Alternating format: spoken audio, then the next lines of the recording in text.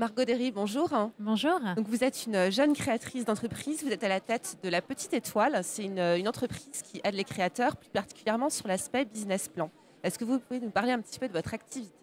Tout à fait, c'est assez bien défini. Depuis 4 ans aujourd'hui, on aide les entrepreneurs qui se lancent principalement, donc disons dans les 2-3 premières années de création de leur société, sur le travail sur leur business plan, avec d'un côté de l'accompagnement traditionnel sur un mode de conseil et de l'autre des outils, que ça soit un livre qui s'appelle Backpack, que ça soit une formation par vidéo qui s'appelle le Hold Up, que ça soit des outils, des templates de business plan qu'ils peuvent acheter sur notre site internet, le business plan, et ou encore le teaser qui est un outil gratuit pour présenter sa start-up. Donc on a un peu cette combinaison conseils et outils de mise à disposition pour les entrepreneurs. Alors le business plan, c'est un exercice qui fait en général un petit peu peur aux chefs d'entreprise. Quelles sont les erreurs fréquentes qu'ils commettent?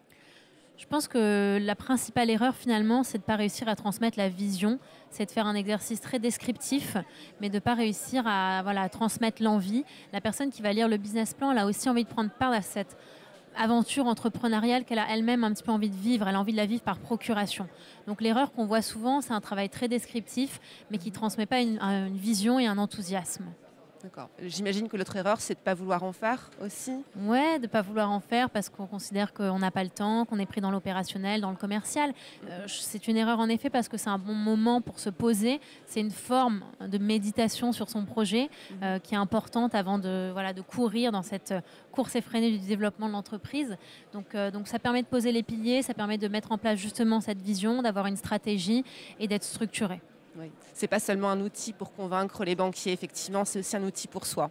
C'est tout d'abord un outil personnel et après, bien sûr, très rapidement, une fois que le projet s'est développé, ça devient surtout un outil pour les banquiers, pour les investisseurs, pour les différents concours auxquels on va participer.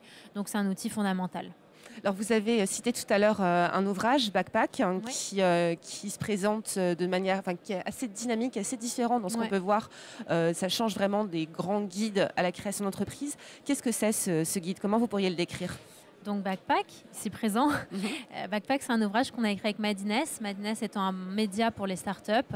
C'est un ouvrage en 10 parties, un petit peu sur les 10 commandements, qui sont les 10 choses qu'on recommande à faire aux gens quand ils se lancent. Donc on va les aider à trouver des sources de financement, à essayer de visualiser où sont les lieux dans lesquels ils peuvent travailler, quels sont les médias à suivre, quels sont les endroits où faire du réseau, etc. Donc c'est un petit peu le compagnon de l'entrepreneur qui se lance.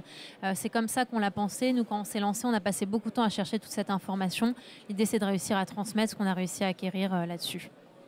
Mais en tout cas, l'ouvrage est assez bien conçu, donc je pense qu'il a réussi Merci, à toucher les entrepreneurs. Merci beaucoup, Margot Derry. À bientôt. À vous. Au revoir.